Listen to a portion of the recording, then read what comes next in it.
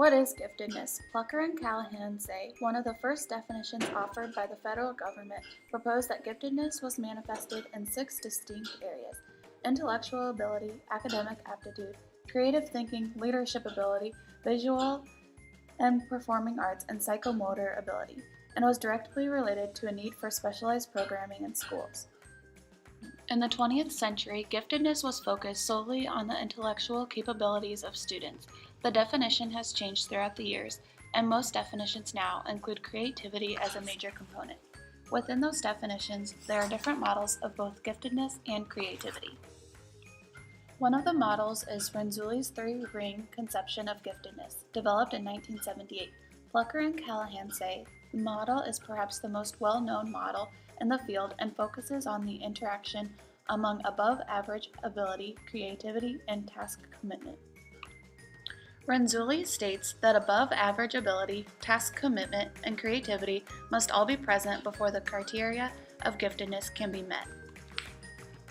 Sternberg's model, the triarchic theory of intelligence, according to Miller, says that giftedness is present when an individual demonstrates high levels of intelligence, which include analytic, creative, and practical. In this model, a student only has to be proficient in one of the domains. Having all these models and definitions of giftedness makes it difficult to classify students and place them into gifted programs. Even though the definition still is not 100% clear, bright students should have support in the classroom. Dr. James J. Gallagher, now deceased, is the author of many articles concerning gifted education and the problems that lie within.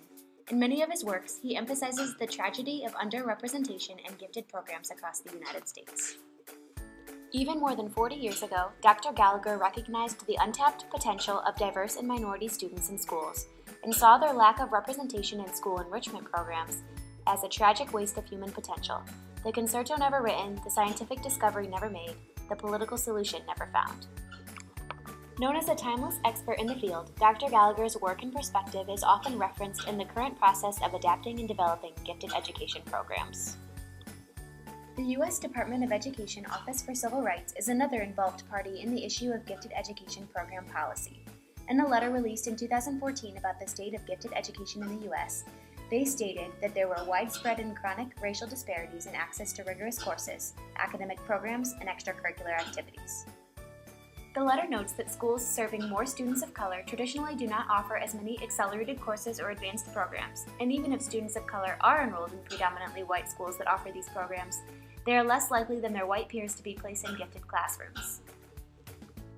Within the U.S. Department of Education, the Office for Civil Rights has uncovered the most important aspects of providing services for gifted students, including challenging courses, effective and trained educators, support staff, sufficient funding, and adequate resources and technology. It has also been specified that these key components of successful gifted education programs must be available to all of America's students, regardless of school demographics, if we are to move forward as a nation. The biggest issue that presents itself with giftedness is that there is really no funding or research behind it. There has been very limited funding given from the government because they choose to put the money in other programs. This means that children are not being supported or challenged academically when they learn in a different way than the norm. If more funding was released to the research of the gifted programs, there would be a better understanding of the needs of the students and the atmosphere that they desire and deserve to learn in. There is a term called twice exceptional learners where the students may have a disability of some kind and be gifted, but many times one of these gets looked over.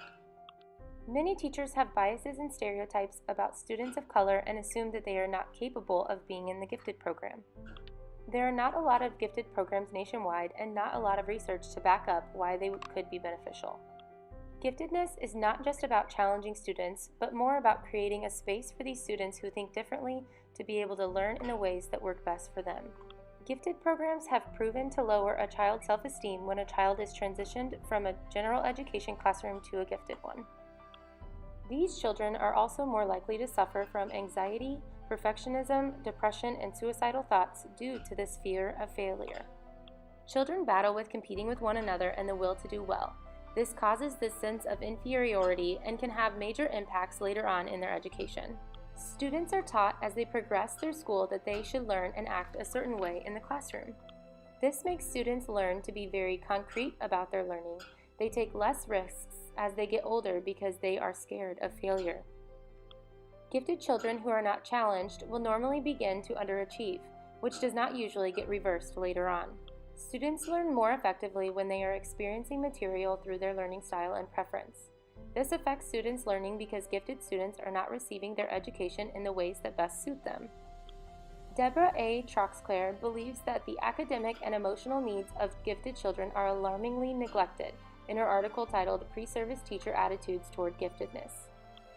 Pre-service teachers are not being educated on the necessity for reaching each learner in the classroom, especially those who are gifted and excel in the classroom. Universities should be educating pre-service teachers with research-based information about all of the aspects of being a gifted learner and what they need to succeed. Gifted education is affecting children's learning because they are either not receiving the services they need so that they can truly excel, biases and stereotypes are hindering the ability to get the children the resources that they need, it can affect their mental health, and there is not a lot of funding and research to support giftedness. An additional important party in the issue of gifted education is the Race to the Top initiative. This federal education stimulus program provides incentive to states by offering funding for those that adopt college and career-ready standards in their schools. Once states adopt these standards, one such example being the Common Core state standards, they receive funding that can be used to offer advanced placement courses and programs that help with career readiness. Pros to gifted education include gifted programs' role in preparing students for college and careers, helping them reach standards of excellence, and, with the formation of well-crafted policy, the potential to increase human capital in our country. Cons include the fact that minority students are tremendously underrepresented. According to Mary Ruth Coleman and Snina Shalkotrain, this underrepresentation is an individual heartbreak, but it is also a societal tragedy. In addition to this initial deficit in fair placement for gifted programs, IQ scores are often the tool used to identify gifted children, yet many times fail to measure native ability accurately. There is also a lack of training for teachers in charge of gifted programs, which are extremely expensive to fund. Unfortunately, the cost of implementing gifted programs in schools is often what keeps that very thing from happening. Lastly, if not handled in a sensitive way, pulling kids out for gifted programs has the potential to further the divide between students of different ability levels. Moving forward, the Giftedness program still has a lot of growing to do. Not much has changed in the past 20 years where giftedness is concerned. We are still lacking legislation that requires gifted programs in all states, and need the research that proves one theory and definition to be the most effective. A specific gifted training program for teachers and coordinators would provide the preparation needed to work with the gifted at every ability level and stage of development. Giftedness should contain, according to Van Tassel-Baska, a set of differentiated programs and services that include a curriculum base in each subject area that contains a scope and sequence of curricular offerings K through 12.